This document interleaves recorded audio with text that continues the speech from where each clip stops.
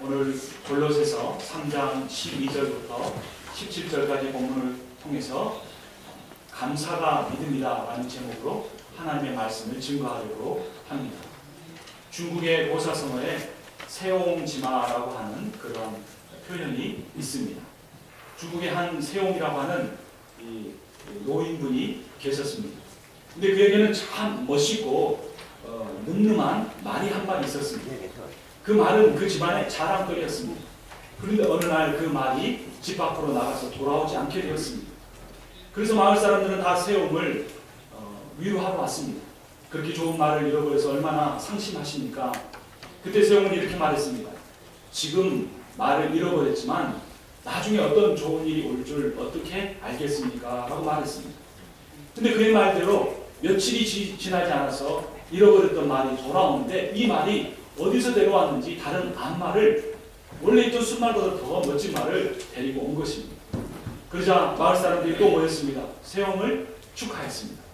잃어버렸던 말이 돌아온 것도 기쁜 일인데 말을 한 마리 더 얻었으니 얼마나 더 좋은 일입니까? 라고 말했습니다. 그때 세옹은 또 이렇게 말했습니다. 사람 일을 누가 알겠습니까? 저 일이 또 나쁜 일이 될지 누가 알겠습니까? 라고 말합니다. 그런데 그 세옹이 하나밖에 없는 아들이 이 새로 온 그 암말을 길들이려고 탔다가 그만 그 다리에서 떨어져서 다리가 부러지고 다시 낫지 않아서 영원히 장애인이 되고 말았습니다. 그러자 다시 마을 사람들은 모였습니다. 세옹에게 위로했습니다. 말 한마디를 공짜로 얻은 줄 알았는데 그 하나밖에 없는 아들이 다리를 못 쓰게 돼서 어떻게 합니까? 위로했습니다. 그래서 다시 세옹은 이렇게 말했습니다. 그것이 또 우리에게 좋은 일이 될 줄 어떻게 알겠습니까? 몇 달이 지나지 않아서 중국에 큰 전쟁이 일어났습니다. 그리고 10대 청소년부터 30대 젊은이까지 모든 남성들을 데려다가 전쟁터로 끌고 갔고 그 끌려간 사람들의 80~90%는 다 죽음을 당하게 됐습니다. 그러나 그 세옹의 아들은 다리가 부러졌기 때문에 전쟁터에 나갈 수 없어서 징집의 대상에서 제외되었고 그는 목숨을 구할 수 있었던 것입니다. 그래서 우리가 인생에 어떤 큰 좋은 일을 겪었을 때 또는 정말 감당하기 힘든 어려운 일을 겪었을 때 인생은 다 세옹지마다라고 말을 하게 되는 것입니다. 우리가 인생을 살아갈 때 여러 가지 모습을 우리가 보일 수 있습니다. 어떤 사람은 조금만 좋은 일이 생기면 막 세상을 다 얻은 것처럼 기뻐하다가 조금만 안 좋은 일이 생기면 정말 힘들어하고 낙담하는 그러한 사람도 있습니다. 또 어떤 사람은 세옹처럼 큰 일이 있어도 그렇게 그거에 좌우되지 않고 어려운 일이 있어도 그렇게 그것에 굴하지 않고 그냥 묵묵히 자기 인생을 살아가는 사람도 있습니다. 세옹이 살았던 그 마을 사람보다는 더 훌륭한 삶을 살았지만 그의 인생 역시 그저 자기에게 주어진 인생을 운명론적으로 살아가는 것 뿐입니다. 그렇다면 우리 그리스도인들은 어떠한 삶을 추구해야 할까요? 어떤 삶이 진정 능력 있는 삶, 어떤 사람이 진정 하나님이 주신 평안과 기쁨을 누리는 삶이 될까요? 그것은 오늘 설교의 제목처럼 감사하는 인생입니다. 어떤 어려운 가운데서도 그 감사의 중심을 잃지 않는 사람, 세상적인 기쁨과 잘됨 속에서도 하나님을 향한 그 감사의 제목을 끊이지 않고 찬양으로 올려드리는 사람이 승리하는 인생을 살게 되고 하나님이 주시는 진정한 기쁨과 평안을 누리며 살게 된다는 것입니다.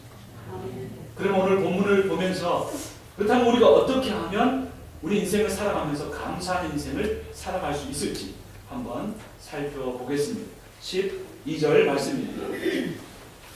그러므로 너희는 하나님이 택하사 거룩하고 사랑받는 자처럼 긍휼과 자비와 겸손과 온유와 오래 참음을 옷 입고 13절 누가 누구에게 불만이 있거든 서로 용납하여 피차 용서하되 주께서 너희를 용서하신 것 같이 너희도 하고 그리고 15절 마지막 끝부분을 보면 감사하는 자가 되라 라고 이렇게 말하고 있습니다.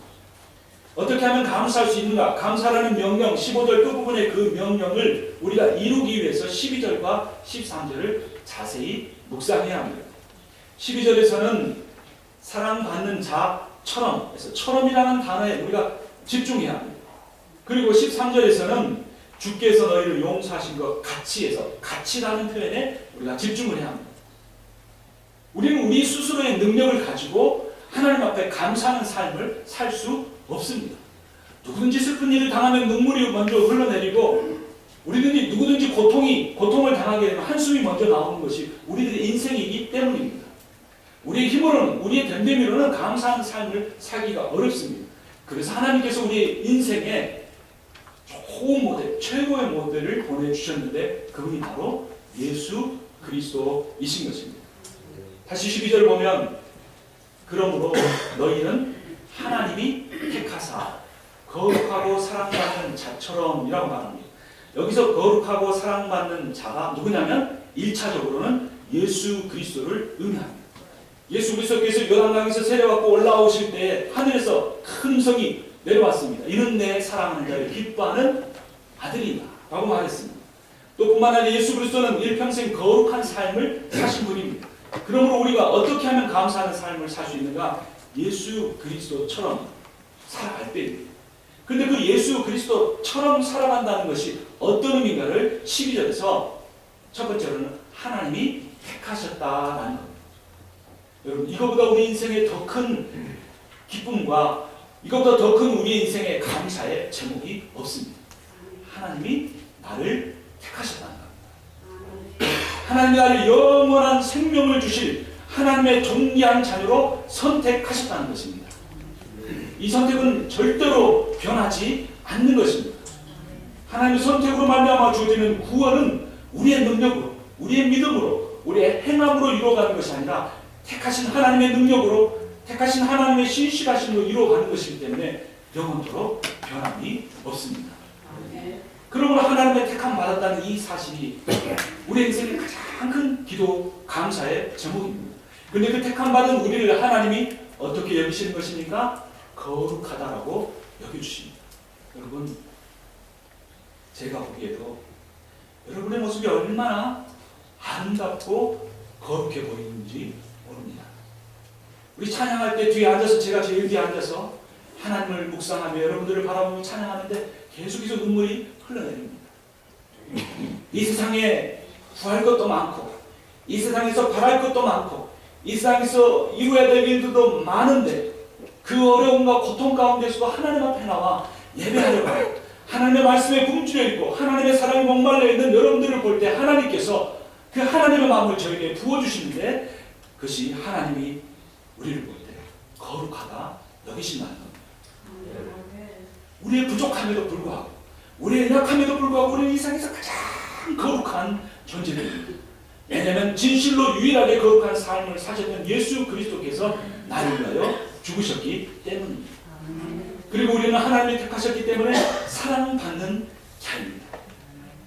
하나님이 우리를 사랑할 때 어느 정도로 사랑하시냐면 우리로 인한 그 사랑을 못 이기신다는 겁니다. 그 사랑을 주체할 수 없을 정도라는 겁니다. 그리고 우리를 향한 그 사랑의 마음을 가득히 갖고 계실 때 그 우리를 향하여 바라보시면서 즐거이 찬송을 하시는 하나님이라는 겁니다. 우리가 모여 하나님을 찬양하는 것 같지만 하나님이 자신을 찬양하러 모인 하나님의 거룩한 사랑받는 자녀들을 바라보시면서 하나님이 찬송을 하고 계신다는 것입니다. 그러한 삶을 예수 그리스도께 사셨기 때문에 우리가 그 예수 그리스도처럼 거룩하고 사랑받는 자처럼 우리가 마음을 가질 때 어떠한 예수 그리스도의 성품이 우리의 삶에 오냐면 12절 후반부에 긍휼이 흘러나오고 자비가, 겸손과 온유와 오래 참음이 우리들 인생에, 우리의 마음에 옷 입혀진다는 것입니다. 여러분, 우리가 감사할 수 없는 것은 우리가 사랑받지 못하는 자라고 생각하기 때문입니다. 근데 말씀을 읽어보고 우리가 기도해보면 하나님이 나를 사랑하신다는 사실 때문에 우리가 감사할 수 있습니다. 또 한 가지는 13절에 우리가 감사할 수 없는 이유를 이렇게 말하고 있습니다. 누가 누구에게 불만이 있거든 서로 용납하여 피차 용서하되 라고 말합니다. 우리의 삶에 불만이 있는 겁니다. 신앙생활 하려고 서로 함께 믿음의 공동체를 이루려고 모였는데 우리가 서로 간에 불만이, 불평이 생길 수밖에 없다고 하는 것입니다. 그런데 어떻게 하라고 말합니까? 서로 용납하여 피차 용서하라 라고 말합니다. 베드로가 몇 번이나 용서해야 합니까? 몇 번이나 받아들여야 합니까? 라고 물었을 때 예수님이 무엇이라고 대답하셨습니까? 7번씩 70번이라도 용서하라고 말씀하셨습니다. 불가능한 일입니다. 그런데 왜 예수 그리스도께서는 베드로에게 또 그 베드로라는 반석에 세워진 교회의 성도들을 향하여 그 할 수 없는 일을 하라고 말씀하시는 걸까요?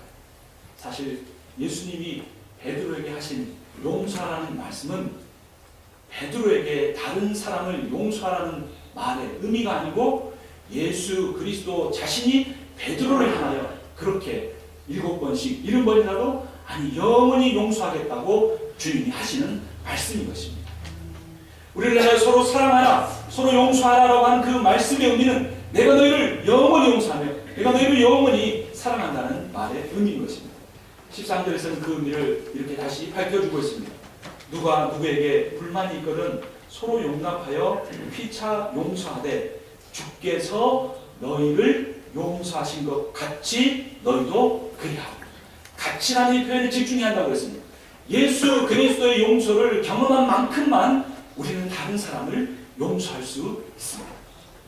여러분, 하나님 내가 몇 번이나 잘못하고 몇 번이나 실수하면 그때까지는 참아주실까요? 하나님 우리가 얼만큼 더 게으를 때 하나님 얼만큼 더 참아주실까요? 하나님 우리 인생의 연약함으로 인해 끊지 못한 그 죄 아직도 붙들고 살아가는데 그거 언제까지 붙들고 있을 때 언제까지 하나님이 용서해 주실까요? 주님이 오늘 우리에게 말씀하십니다. 내가 영원히 용서한다.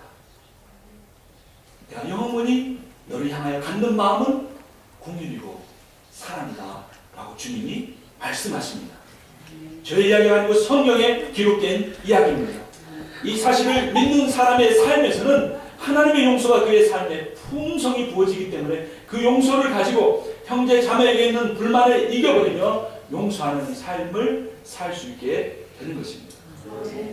그렇게 할 때 15절에 가서 우리가 감사하는 인생을 살 수 있게 되는 것입니다. 그래서 용서하는 방법 첫 번째는 주님께 맡기는 겁니다. 주님 저는 할 수 없습니다라고 주님께 맡길 때 우리가 감사하는 삶을 살 수 있게 됩니다. 이러한 맡김에 대해서 빌립보서 4장 6절에서 7절은 이렇게 말합니다. 아무것도 염려하지 말고 다만 모든 일에 기도와 간구로 너희 구할 것을 감사함으로 아뢰라. 그리하면 모든 지각에 뛰어나신 하나님의 평강이 그리스도 예수 안에서 너희의 마음과 생각을 지키시리라. 아멘.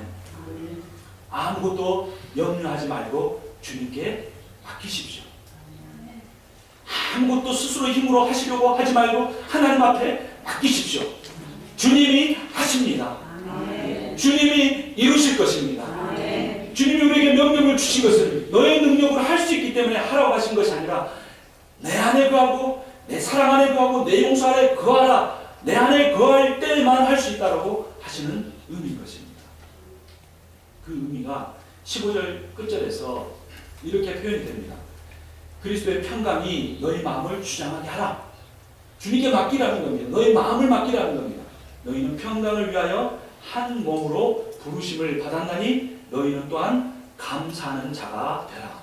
여기서 감사하는 자라는 헬라어가 유카리스테오인데 유라고 하는 데는 매우, very라고 하는 의미입니다. 카리스테오는 카리스, 은혜라는 뜻입니다. 그러니까 감사하는 자라는 것은 바꾸어 말하면 큰 은혜를 받은 자라는 의미입니다. 그리고 감사하는 자, 모든 일에 범사에 감사하는 자가 되라고 하는 그 의미는 원어적으로 보면은 하나님의 큰 은혜를 받은 자가 되어라라는 의미입니다. 하나님이 우리에게 원하시는 것이 바로 이 은혜 가운데 거하는 것입니다. 여러분, 하나님이 오늘 예배를 드리러 오신 여러분들에게 요구하시는 것이 무엇일까요? 여러분에게 바라시는 것이 무엇일까요? 아무것도 없습니다. 아무것도 하나님은 바라지 아니하십니다. 그런데 단 한 가지 하나님께서 간절히 원하고 바라시는 것이 있습니다. 내가 너에게 베푼 그 은혜를 믿음으로 받아들이라는 것입니다. 나의 너를 향한 그 사랑을 받아들이라. 그것만 하나님이 원하시는 것입니다. 오늘 본문의 설교의 제목인 감사하는 자가 되라고 하는 그 말의 의미가 큰 은혜를 누리는 자가 되라는 의미인 것처럼 하나님이 우리에게 원하시는 건 단 한 가지, 하나님의 사랑과 은혜를 받아들이라고 하는 것입니다. 여러분 그러므로 감사의 깊이가 영성의 깊이입니다. 감사의 넓이가 우리의 믿음의 넓이입니다. 왜냐하면 감사라는 것은 그냥 내 말로 나오는 것이 아니고 위로부터는 하나님의 은혜를 체험한 사람만이 할 수 있는 거기 때문에. 근데 그 은혜를 누가 누릴 수 있느냐면 영성이 깊고 믿음이 넓은 사람이 그 하나님의 은혜를 누릴 수 있고, 이전에 내가 할 수 없었던 감사하는 삶이 하나님의 은혜가 내게 폭포수같이 부어지는 것을 경험함으로써 감사하는 인생을 살기 때문입니다. 또한 16절에서는 감사의 방법을 이렇게 말해주고 있습니다. 우리 한번 같이 읽어보겠습니다. 그리스도의 말씀이 너희 속에 풍성히 거하여 모든 지혜로 피차 가르치며 권면하고 시와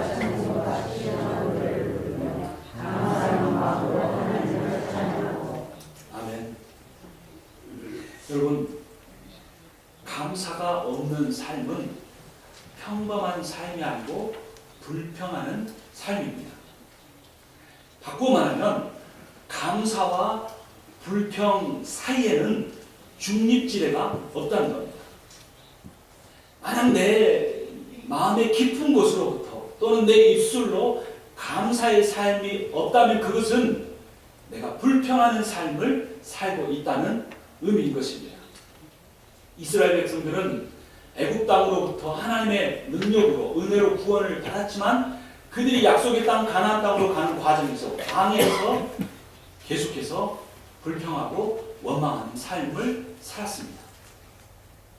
그러므로 말미암아서 애굽 땅을 나온 출애굽 1세대는 단 한 명도 가나안 땅에 들어가지 못했고 오직 여호수아와 갈렙만 그 땅이 내 답이라 하나님이 주셨다는 믿음을 선포했던 그 두 사람만 가나안 땅에 들어갈 수 있었습니다. 여러분, 그런데 저라도 광야에서 40년이 아니라 4개월이 아니라 4일만 살아가도 감사하는 삶을 살지 못할 것 같습니다. 광야에 있었을 뿐만 아니라 끊임없이 그들은 마실 물이 없어서 고통을 받아야 했습니다. 그들은 끊임없이 먹을 것이 없어서 고통을 받는 삶을 살아야 했습니다. 그런 인생을 살면서 그런 삶의 여정을 지나면서 감사하기는커녕 불평하지 않을 사람이 얼마나 있겠습니까? 그런데 이 역시 우리가 감사의 깊은 의미를 잘 이해하지 못했기 때문에 하는 삶의 모습입니다.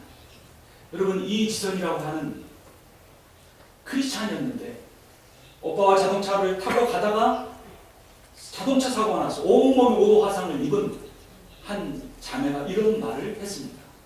방송에 나왔을 때입니다.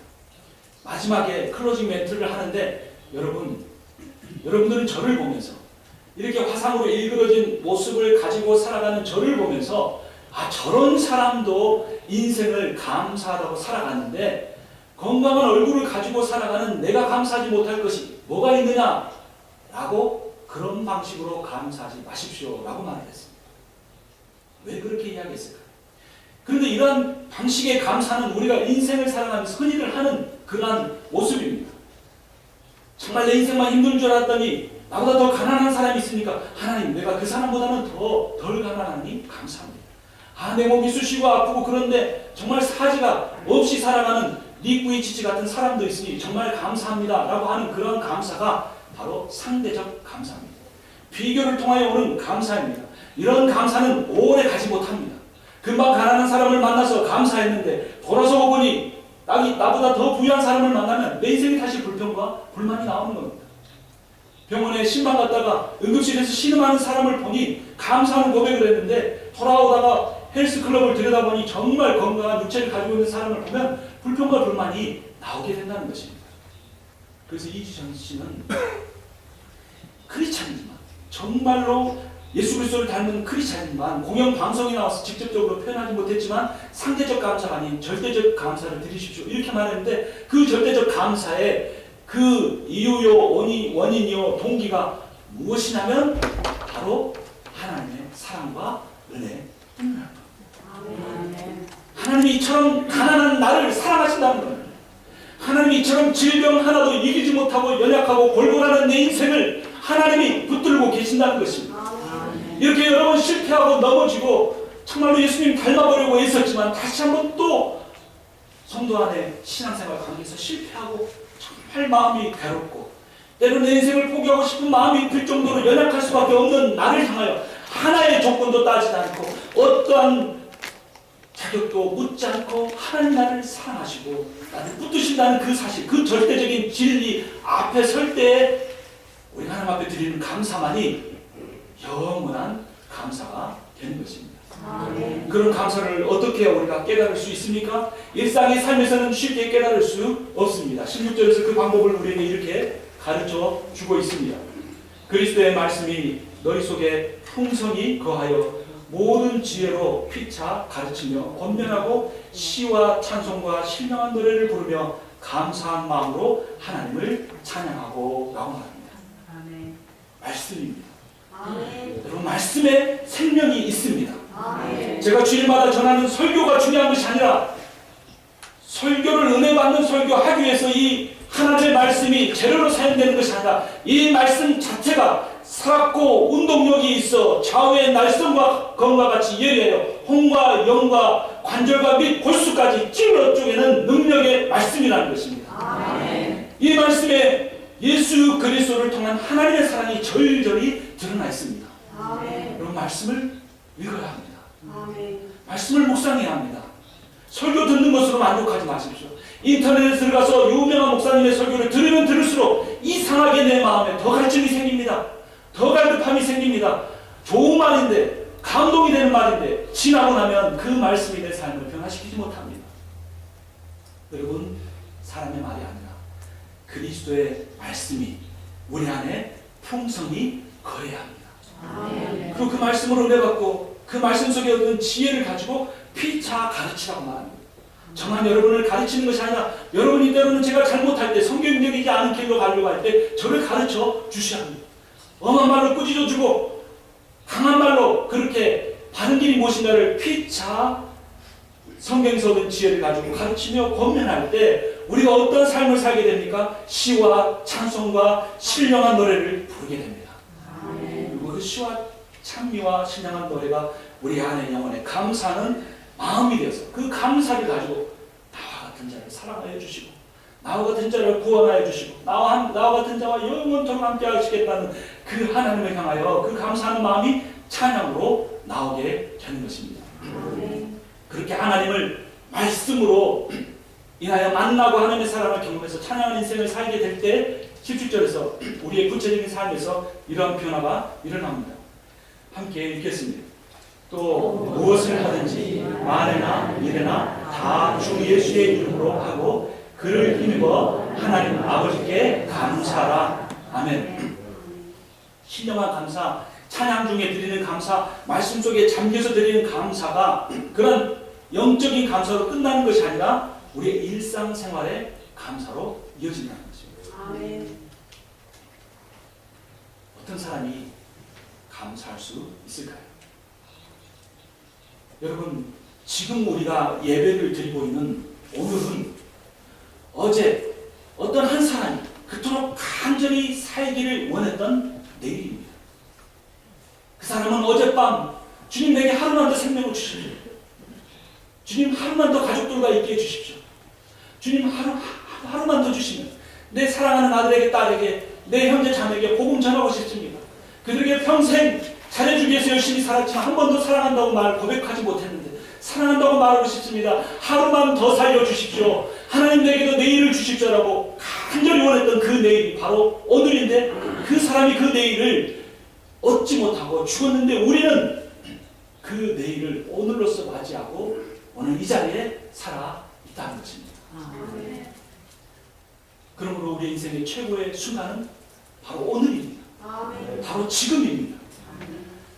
우리의 일상의 삶에서 가족들과 함께 식사를 또 나눌 수 있고 성도들과 또 함께 모여 교제할 수 있고 내 몸을 아프긴 하지만 움직일 수 있고 내 어눌한 그런 모습이지만 하나님을 찬양할 수 있다는 그 평범한 일상이 우리에게 얼마나 깊은 감사의 제목인 줄 모릅니다.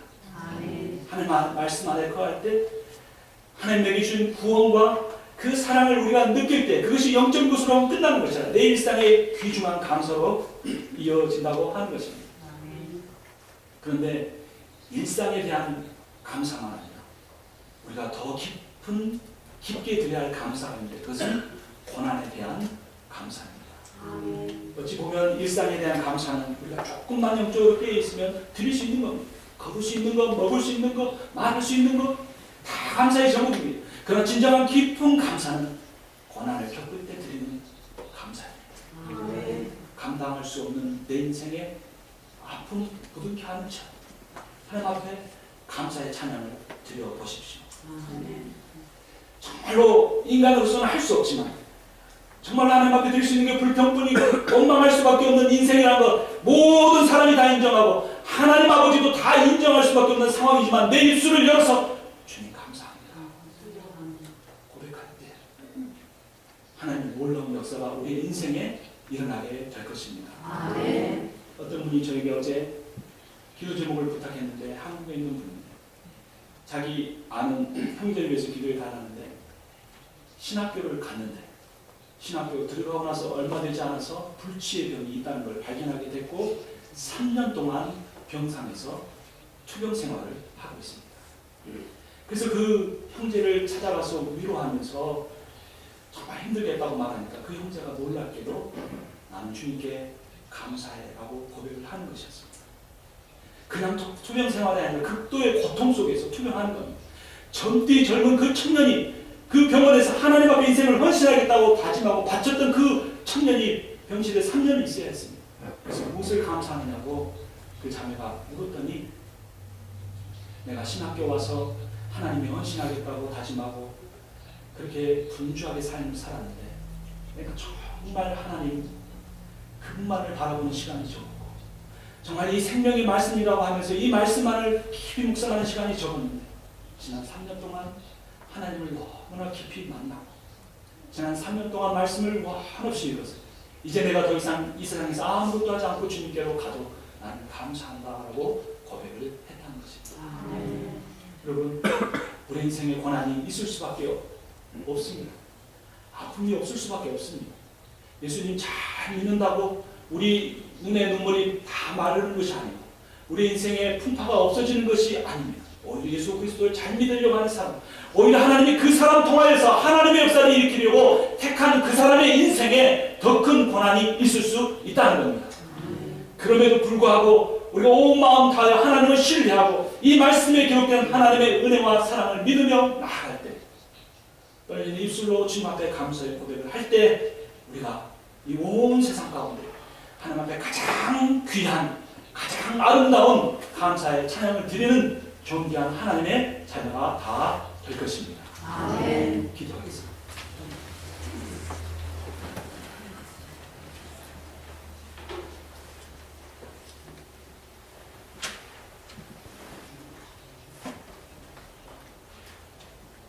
우리 인생에 참 기쁨과 소망이 되시는 하나님 아버지의 이름을 찬송합니다. 하박국 선지자가 고백했던 것처럼 비록 무화과 나무가 무성하지 못하며 포도나무에 열매가 없으며 감람나무에 소출이 없으며 밭에 먹을 것이 없으며 우리의 양이 없으며 외양간에 소가 없을지라도 나는 여호와로 말미암아 즐거워하며 나의 구원의 하나님으로 말미암아 기뻐하리로다. 주 여호와는 나의 힘이시니 나의 발을 사슴과 같게 하사 나를 나의 높은 곳으로 다니게 하시리로다. 주님이 말씀처럼 이 세상에 살아가면서 일상적인 감사도 드리고 고난 때문에도 감사를 드리지만 우리의 가장 큰 감사 여호와로 말미암아 나의 구원의 하나님으로 말미암아 주님 앞에 감사의 찬송을 드립니다. 아버지 우리 제1한인 장로교회 성도분들을 통하여 이런 감사의 찬양을 받아주시옵소서. 우리 일상에서 드리는 감사를 통하여 하나님의 영광 받아주시고 정말로 견디기 힘들고 피하고 싶은 그런 고난 가운데 드리는 감사를 통하여 하나님 영광 받아주시고 하나님의 큰 구원과 그 은혜를 경험하는 하나님의 존귀한 백성이 다 되게 역사하여 주시옵소서. 이 말씀 주신 주님께서 그러한 삶을 우리 인생에 주실 것을 믿고 감사드리며 살아계신 우리 주 예수 그리스도의 이름으로 기도합니다.